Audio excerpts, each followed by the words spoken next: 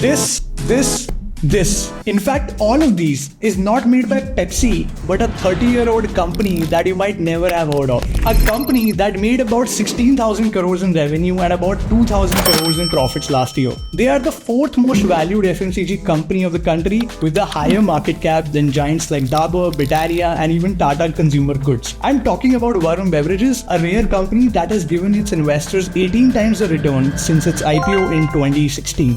I'll give you 3 major insights on how Varun Beverages got here and how Ravi Jaipuria became India's ultimate cola king. But to really understand that, you need to understand how it all started in the first place. See, Ravi is not a regular business tycoon. And I'm saying this because he's not just the man behind the Pepsi that you drink, but also the man behind the pizzas and chicken wings that you have from brands like KFC and Pizza Hut through the QSR giant Devyani International. In fact, he is the founder and chairman of RJ Corp, which is the parent company of both of these companies. But for today, we focus on what Ravi has cracked with Varun Beverages and how he became the cola king of India. See, Ravi's background is not ordinary as he comes from a family where business runs in the blood. In fact, his father, Chunilal Jaipuria, was a serial entrepreneur who had done multiple ventures, including co-founding Bank of Rajasthan and was even a distributor for Raymond.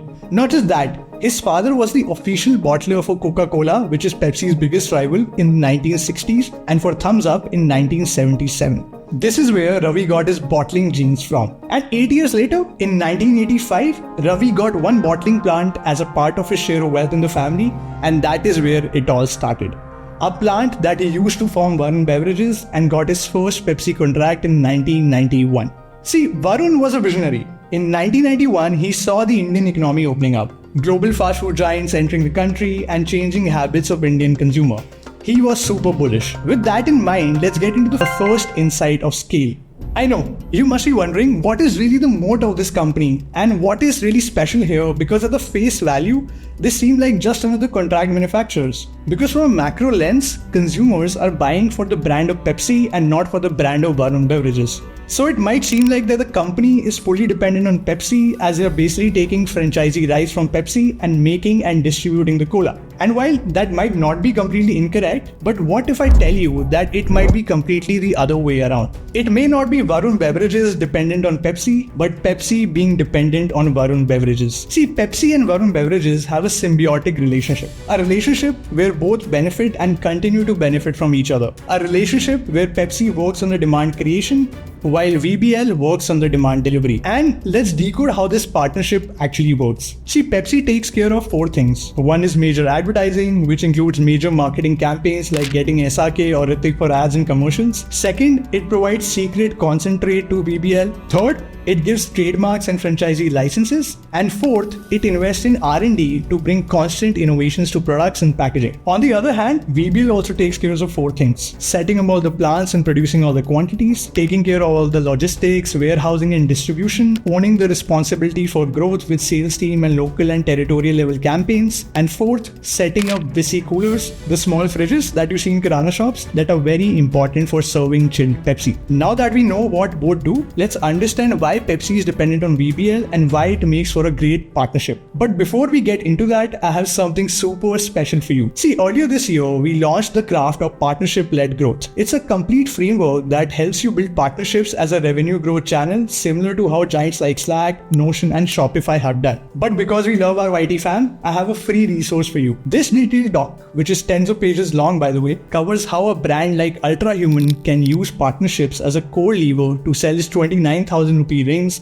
in a value-conscious market like India, which is also the second biggest market with a TAM of more than 4,000 crores for them. This resource covers everything from are they even ready for partnerships to identifying the right partner, figuring out the right ICPs, Ultra Human's brand values, the market opportunity, and even designing a fitment test to choose potential partners. And not only that, identifying their partners' current goals and justifying why this partnership is a win-win for both. And finally, this resource goes into the nuances of cracking partnership and a complete GTM plan to launch it to the world. This will really give you a feeler of what depth really means at GrowthX and a sense of how partnerships can be a massive revenue growth engine for your products. The link to check out the free resource is in the description. And now moving back to the scale insight that VBL has cracked. The reason why it makes sense for Pepsi to outsource all of this heavy lifting is that they literally don't have to take the capital risk here. As VBL, it's doing it for them. And Pepsi understands this really well because they were even in losses in India for 7 straight years till 2018. They know the importance of being asset-light. In fact, even Coca-Cola, which is their biggest competitor, is now trying to outsource all the manufacturing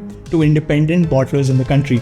But what VBL did really well is that they have expanded their scale at a super fast rate over the last decades. A scale that has become their moat, which is very difficult for any company to copy. To give you an idea, they have 33 plants across the country, covering 27 states and 7 union territories. That's massive. A scale which has become the reason why 90% of the Pepsi's Indian sales in terms of volume is done by them alone. And if you were to go back, you would see that the numbers went up really fast. This number was just 27% back in 2011 and 45% in 2016 and has right now doubled to 90%. So while Coca-Cola on the other hand has to deal with 11 independent bottlers currently in the country, Pepsi's life has become way easier as they only have to deal with one company, which is VBL. VBL's obsession with scale is so insane that in 2019 they acquired PepsiCo's bottling franchisee in South and West India for 1,800 crores to make sure that they have a full country penetration. And they don't just get rights from Pepsi, they even acquire plants that Pepsi's Indian subsidiary PepsiCo India Holdings owned, and they even went one step ahead by acquiring rights from another Pepsi bottlers like SMB Group in 2019. The idea is simple: to be a monopoly Pepsi bottler. And this brings me to the most exciting fact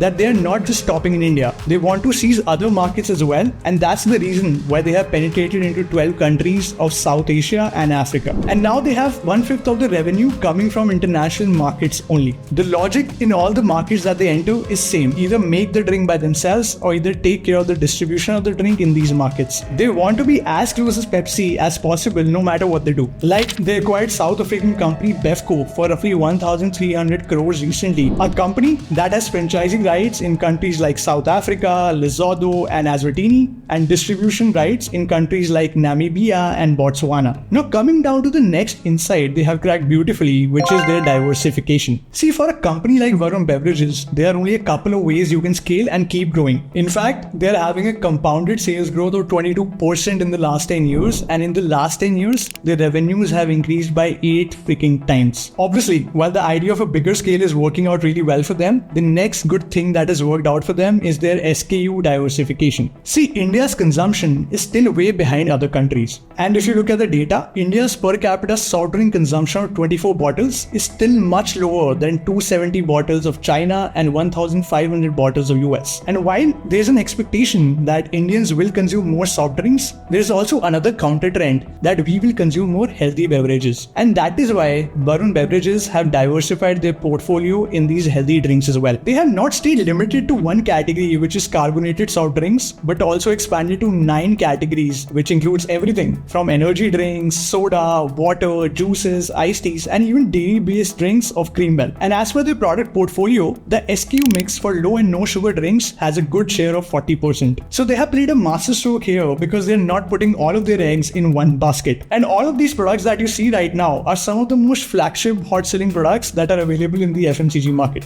If you look at the carbonated drink category, it includes Pepsi, 7-Up and Mirinda. And if you look at the other categories, you would see brands like Sting, which has completely defeated Red Bull in India and has become a monopoly with a 90% market share. And if you look at the drinking space, their brand Aquafina is the second leader in the market with 10% market share after Bisleri. And in the other categories of sports drinks and juices, Tropicana, Slice, Gatorade are some of the most hot-selling products out there. This is not normal. This is insane. But that's not all. They even want to diversify apart from the drinks category. They are doing so by having exclusive rights to distribute Lay's, Doritos, Cheetos in Morocco. And in India, they have even went one step further by getting manufacturing rights for Kurkure Puff Corns. And this strategy opens a lot of doors for them because who knows, Pepsi might trust them even more with manufacturing of more products like Lay's, Doritos and Cheetos as well. Because one thing is super clear, that Pepsi trusts them a lot, and this 30-year-old relationship has become their ultimate strength. So now that we have discussed scale and distribution, let's go one layer deep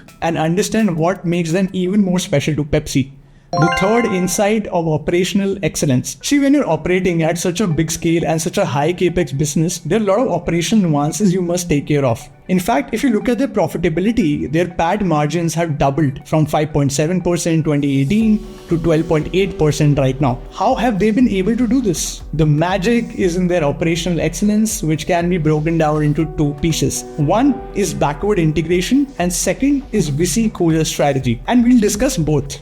See, backward integration or vertical integration is a state where a company start making a product or doing a service that was earlier done by another party in the supply chain. The logic of vertical integration is simple. More control, less cost in the long run, more chance of innovation and better quality. And by the way, that's why many companies have moved into this direction. Tesla obviously is one such big example that has done this in battery production and energy storage. And if you look at the whole journey of making a Pepsi bottle, there are a lot of other elements that come into the picture. VBL is a firm believer of backward integration, and that's why almost 1/3 of their plants in India have solid backward integration. And see, there are a lot of elements when you make a Pepsi bottle. There's a crown cap, there are bottle preforms, there are plastic crates, and even brown corrugated boxes. So instead of depending on other players for these components, VBL has tried to bring it all in-house to reduce their cost and as well as dependency. In fact, this vertical integration has helped them increase their margins by massive 3 to 5%. Now let's talk about the second piece of the puzzle of their operational excellence. See, their product literally goes from most rural areas to most urban areas in the country. In fact, their reach is so high in the country that they have so far reached roughly 35 lakh outlets. By the way, there are 120 lakh outlets in the country, so they still have a long way to go.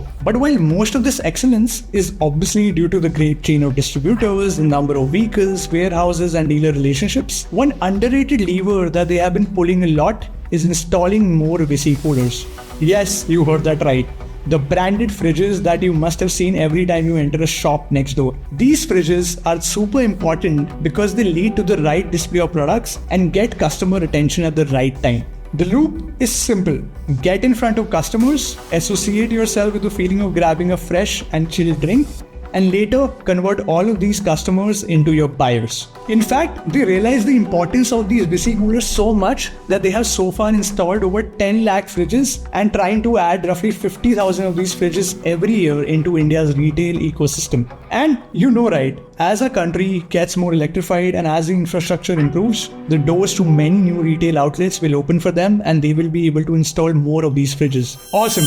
So these were the three main insights that have helped Varun Beverages to become a giant that does 16,000 crores in revenue in a single year.